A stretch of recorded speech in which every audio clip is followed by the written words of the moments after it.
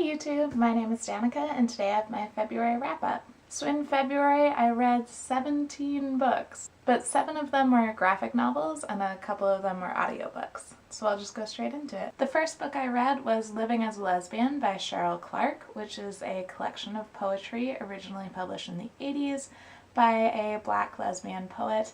And it was good, but it wasn't my favorite. I have a link in the description to my Lesbrary review for more information. The first graphic novel I read this month was On Loving Women by Diane Obomsawin.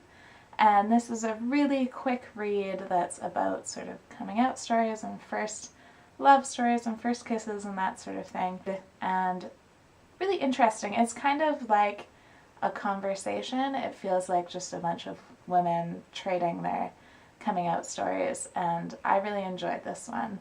I'll have a review at the Lesbrary for this one as well. And then I finished an audiobook called The School of Essential Ingredients by Erica Bauermeister, and it was a beautiful book. It is about a restaurant where she teaches classes on cooking, and the stories kind of alternate between the different students in the class and the teacher and why they're there and their sort of life stories. It's just so well done, and the narrator of the audiobook has such a soothing voice, and that combined with the descriptions and the kind of slow, comfortable feel of the story has just made it such a fantastic book to listen to. It was a really calming story. I would listen to it if I couldn't sleep. I would put it on and it just completely was soothing. So I would definitely recommend this one. Next I read a bunch more graphic novels, including volume 7 of The Unwritten. I've talked about this series before. It is a bibliophiles graphic novel series.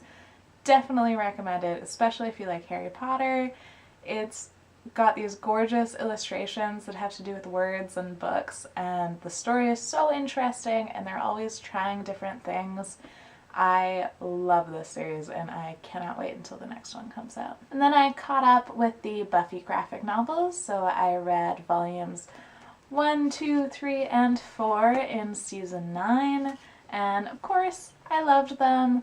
They're not the same as the show, but they're still really good, and if you loved Buffy, then definitely give the graphic novels a try. They are really different, but it's nice to see what's happening with these characters and continue with them. And then I read The Westing Game by Ellen Raskin. I've talked before about the Mark Reads community. Mark Oshiro does these chapter by chapter reviews of books and series. He did one for Twilight and Harry Potter and tons of different stuff since, and they're always really fun. So when he announced that he was going to read this book, I figured I would read it beforehand and follow along with the reviews. It's a kid's book that's also a mystery type thing, and I liked it, but I didn't love it. I think it's one that if I had read as a kid, I might have been really enthusiastic about it, but reading it as an adult, it was okay. I could appreciate that it was well done, and the characters were very three-dimensional, and the mystery was interesting enough, but it just isn't really one that's going to stick with me. Next, I read a book that was sent to me for review that's actually part of a literary journal, and that's the Sinister Wisdom Journal, and it's a collection of different stories and poetry and things. I liked it, but it definitely isn't one that I'll be continuing with the journal. And it had a couple of really great poems and stories, but the majority of ones just didn't resonate with me very much. And then I read a book I borrowed from the library, so I don't have it with me, and that's Alana, The First Adventure by Tamora Pierce. I never read any of Tamora Pierce's books as a kid, which is really weird because they're these feminist stories that I would have loved as a little young feminist, but somehow I didn't read them. Loved it. There are a lot of problems with it because the series was originally one adult book and the publisher made her cut it into 4 short books and make it for kids, which meant that it's kind of choppy in places where it's obviously been altered to fit the format, but the story is still incredible. I loved it. There are books that, regardless of the quality, are just books that will stay with you. They become your books. And I can already tell that Tamora Pierce's books are like that. They are already ones that I just feel like are a part of my identity now. So I love them. This is another series that was reviewed by Mark Oshiro, so I started reading them to follow along with his reviews, and I definitely don't regret that. If you never read Tomorrow Pierce as a kid, I would recommend that you try it now, because I think they still stand up as adult reads. And then another book that I probably should have read as a kid is Dealing with Dragons by Patricia C. Reedy, and I actually listened to this as an audiobook. And again, I think if I had read it as a kid, I would have loved this book. But as an adult, it was really simplistic and kind of goofy in parts, and it just didn't feel like it had the depth that I want from books. I recently reread, again with Mark, Ella Enchanted, which was one of my favorite books as a kid, and it is still one of my favorite books. It's so well done. It has such depth.